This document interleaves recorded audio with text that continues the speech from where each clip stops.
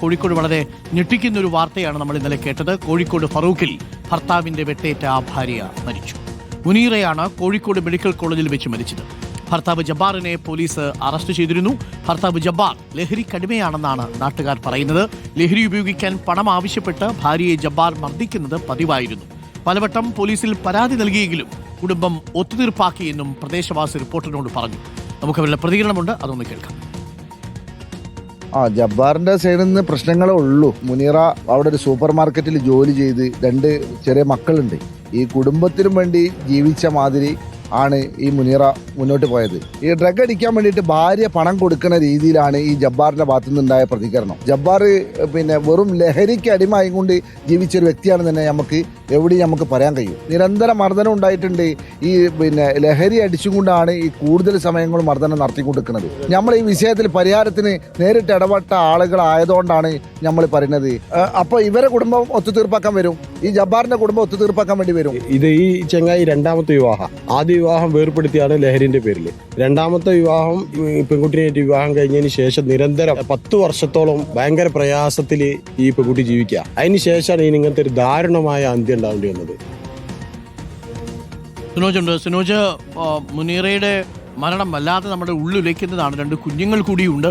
നേരത്തെ ഈ കുടുംബത്തിൽ ഈ പരാതിയൊക്കെ മുനീറ പറഞ്ഞിരുന്നതാണ്. അന്ന് ഈ കുടുംബം എങ്ങനെയെങ്കിലുമൊക്കെ സമാധാനിച്ച് ജീവിക്കും മക്കളെ എന്നൊക്കെ പറഞ്ഞ് ഈ മുനീറയെ തിരിച്ചു വിട്ടിട്ടുണ്ടാവും. നമ്മുടെയൊക്കെ വീടുകളിലൊക്കെ സംഭവിക്കുന്നത് പോലെ. ഒരുപക്ഷെ അന്ന് ഈ മുനീറിന് ഈ ഭർത്താവിനെ വേണ്ടെന്ന് വെച്ചങ്ങ് ഇറങ്ങിപ്പോയിരുന്നെങ്കിൽ ഒരുപക്ഷെ ജീവനെങ്കിലും നിലനിർത്താൻ കഴിയുമായിരുന്നു, അല്ലേ സിനോജ്? തീർച്ചയായിട്ടും അരുകുമാർ, ദാരുണമായ സംഭവം. 8ഉം 6ഉം വയസ്സുള്ള 2 കുഞ്ഞു മക്കൾ മുനീറയ്ക്കുണ്ട്. ആ മക്കളെ കരുതിയാണ് മുനീറ പലപ്പോഴും ഈ ഒരുമിച്ച് ജീവിക്കാൻ വേണ്ടി സമ്മതിച്ചതെന്നാണ് നാട്ടുകാരൊക്കെ തന്നെ പറയുന്നത്. കാരണം ഇങ്ങനെ ഓരോ പ്രശ്നമുണ്ടാകുന്ന ഘട്ടത്തിലും പ്രത്യേകിച്ച് ജബ്ബാറിന്റെ കുടുംബമാണ് വന്ന് ഒത്തുതീർപ്പുണ്ടാക്കി ഒരുമിച്ച് താമസിക്കാൻ വേണ്ടി നിർബന്ധിക്കുന്നത്. ഇതിനു മുൻപ് പലതവണ പോലീസിൽ പരാതി എത്തിയിരുന്നു. കൊണ്ടോട്ടി പോലീസിലൊക്കെ തന്നെ പരാതി എത്തിയതാണ്. അങ്ങനെ കുടുംബങ്ങൾ തമ്മിൽ ബന്ധപ്പെട്ട് ഒത്തുതീർപ്പാക്കിയാണ് മുന്നോട്ട് പോയത്.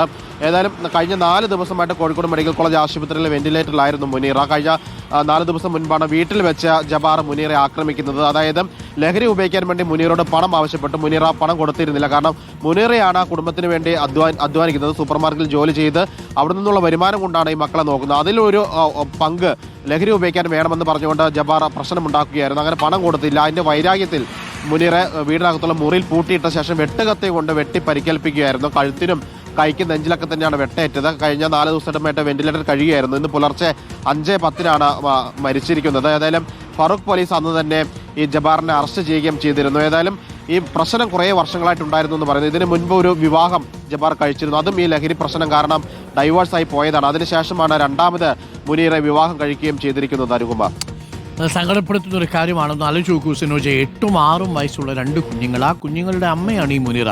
ആ കുഞ്ഞുങ്ങളെ കരുതിയെങ്കിലും അയാൾക്ക് വിടാമായിരുന്നു. പക്ഷേ ലഹരിക്കടിമയായാൽ എന്ത് ചെയ്യാൻ സാധിക്കും? ആ കുഞ്ഞുങ്ങളുണ്ടെന്നോ ഇവർ കഷ്ടപ്പെട്ടാണ് ഈ കുഞ്ഞുങ്ങളെ പോറ്റുന്നതെന്നോ ജബ്ബാർ മനസ്സിലാക്കിയിട്ടില്ല.